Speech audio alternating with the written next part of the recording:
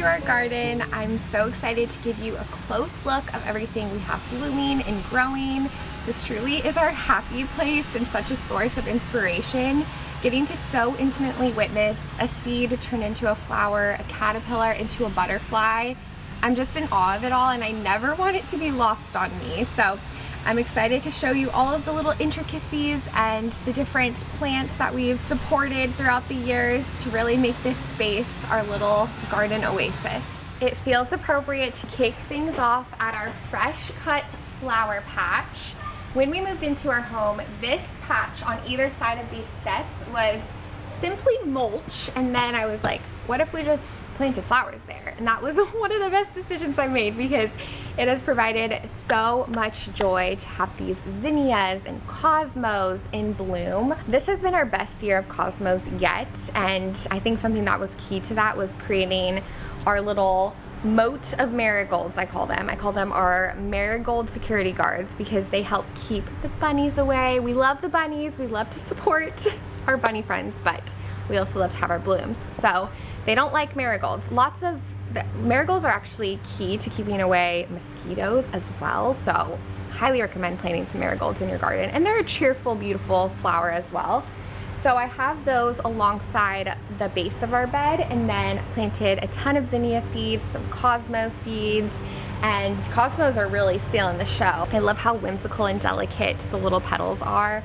And we also have some sunflowers about to bloom as well. So I love to keep it cheerful and colorful this time of year. And what's so beautiful about the zinnias and the cosmos is that they're cut and come again. So once you snip off some blooms, in a few, I don't even know exactly how long it takes actually, maybe like a week or two, you'll have a fresh new bloom. So that's just an encouraging thing to continue to cut some blooms for your dining table, for your friends, for your neighbors. So that has been so lovely. And alongside this little flower patch as well, we have a potted mint plant. I've been making mint tea every night, so this has been amazing. And the reason I have this in a pot is because mint is actually a runner herb, so the roots will actually grow horizontally alongside the soil. So I've put them in our beds, a shared bed before, but it likes to it doesn't respect personal space, so it likes to kind of take over. So we have our potted mint, and then we have, I'm smiling because I just saw a Gulf fertility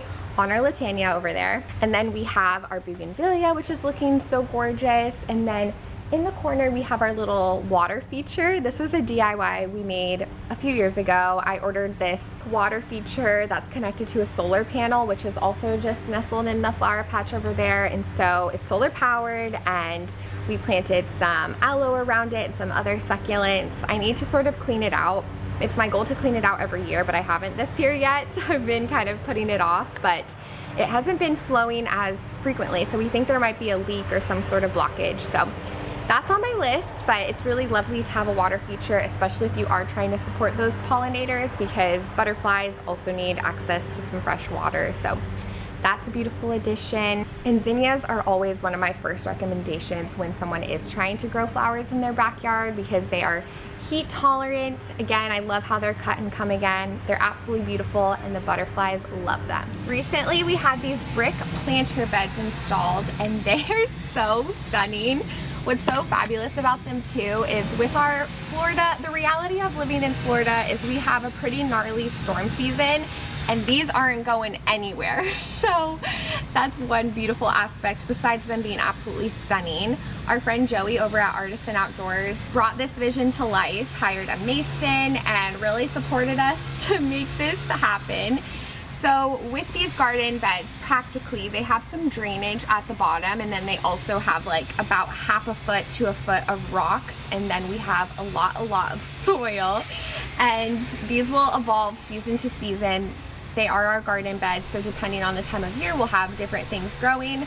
This bed is currently empty still. I was sitting on it, marinating what I wanted to grow in this bed specifically, and I'm gonna plant some Seminole pumpkins that will hopefully be ready around fall time. And those are a pumpkin variety that's native to the Florida and southern region, so that way hopefully they'll be successful and thrive. And then in this bed over here we have our sweet potato vine, And I love growing sweet potatoes. They're one of the most low maintenance crop you could ever grow in the Florida area or in the South. They are a tropical plant, so they really, really love that hot, humid climate. And what's so amazing is I just plop a sweet potato in the soil. Again, I'm not precious about it at all.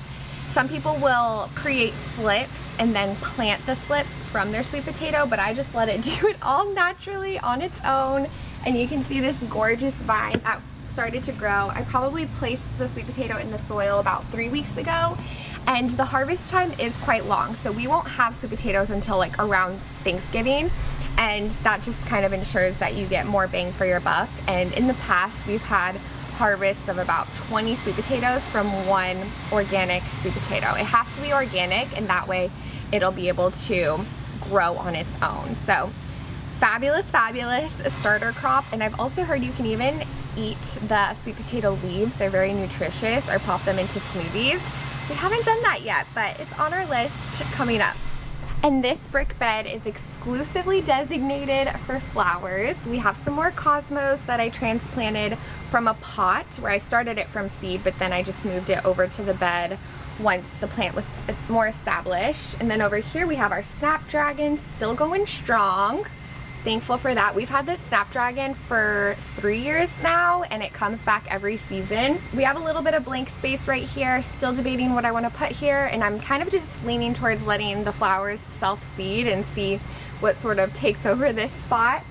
Here are Blackfoot daisies. I love these daisies. They'll continue to grow and cascade down over the brick planter bed, and that just is a really beautiful look, sort of like a waterfall of daisies.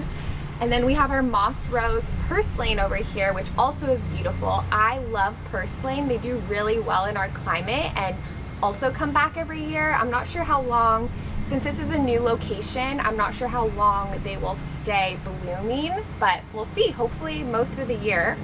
We have our salvia, a pollinator favorite, and then over here we have our herb of grace, which I am in awe of this herb of grace. This is my favorite thing that I found at our recent flower festival. So let me give you more details about this gem. As we continue to try to make our backyard more of a sustainable haven and part of the ecosystem, finding plants like herb of grace feel like such a win, because this plant is just naturally thriving because it's native to our area, and it's a host plant for butterflies as well. It's also medicinal, so you can make teas out of it to help with brain function and all of these other amazing benefits.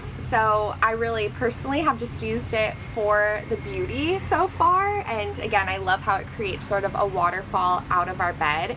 And then I also planted herb of grace between the stepping stones alongside with this dwarf morning glory, and it is starting to trail in between the stones so gloriously. I love the look of it. I'm hoping eventually it'll just be like very green. Our pine straw will eventually start to deteriorate, so I'm hoping the morning glories and the herb of grace will take over and create that lush green look between our stepping stones. Our dwarf morning glory has also turned into such a favorite. I love how the blooms close in the evening and then they pop right back open in the morning, hence the name morning glory. And I anticipate they'll be able to stay in bloom for most of the year in our climate. If not, they'll come back year after year with little to no maintenance. Over in this corner is where I planted our passion fruit. So this will have those gorgeous, stunning passion fruit flowers along with the actual passion fruit, which if you've never had passion fruit, highly recommend giving it a try. It is nature's candy, truly sour candy. Think of the most delicious sour candy you can think of times 10. That's how yummy a passion fruit is. So I'm really excited to hopefully see this vine bear fruit. I already started adding some support to the vine.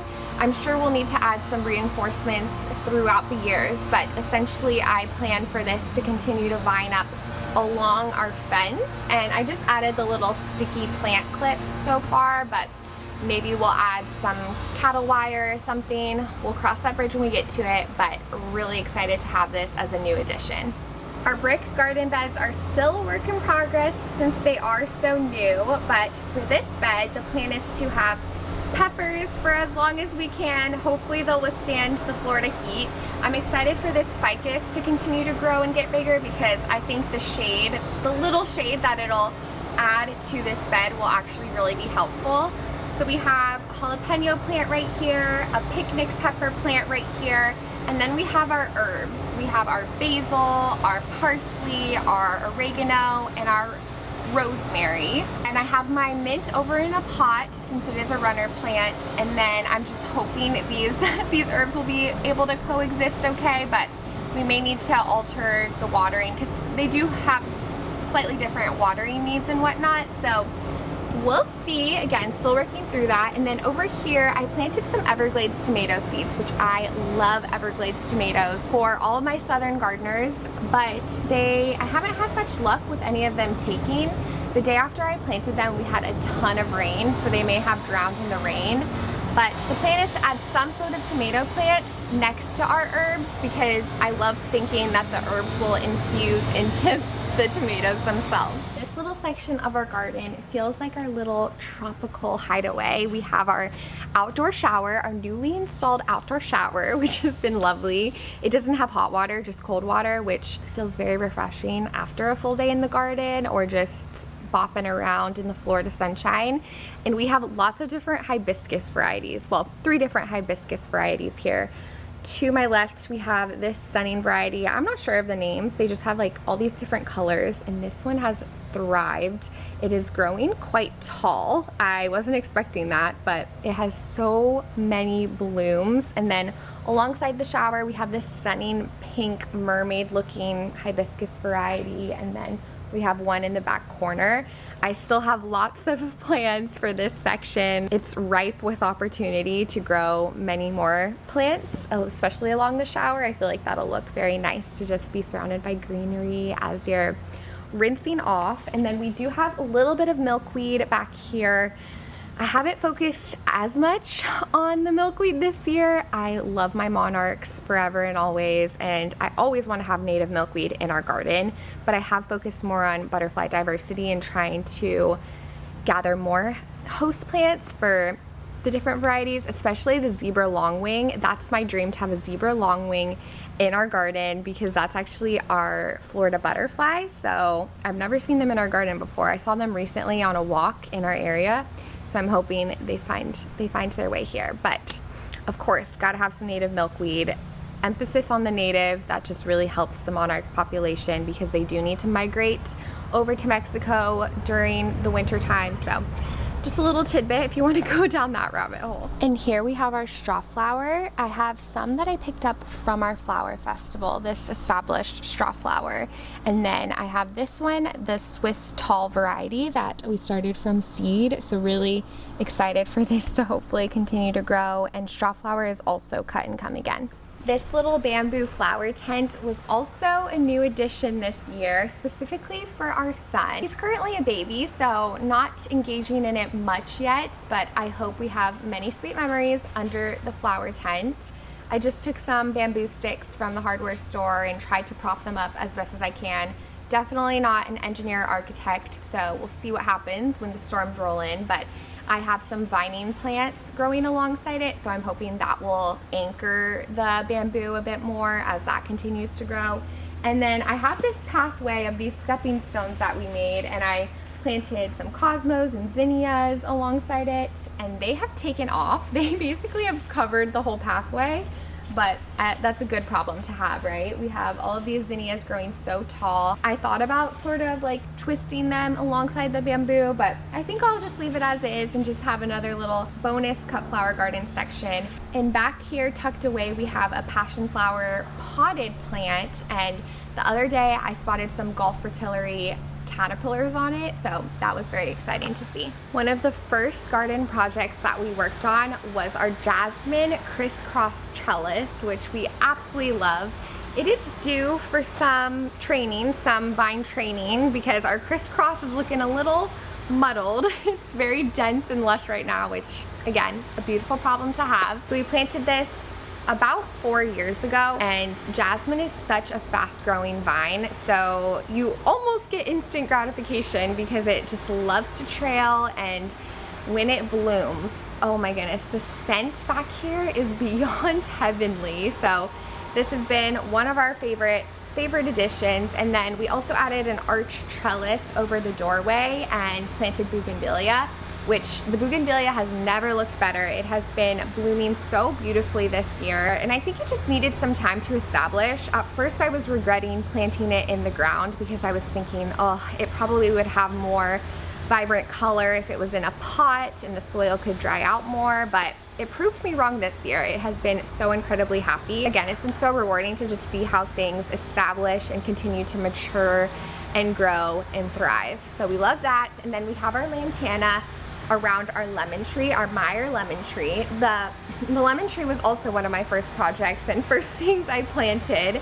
And you would think, oh, you live in Florida, citrus is so low maintenance, easy to have thrive since you're, you know, in the Sunshine State known for orange juice and citrus. But it is a little more high maintenance, and this Meyer lemon tree has been very patient with me. I am supposed to fertilize it a lot more. I do not. So it definitely could thrive more so if I was more loving and gave it more TLC. So that's on my list, to try to add more fertilizer and just make sure it's well taken care of. But it does have some lemons growing, so very, very encouraged by that.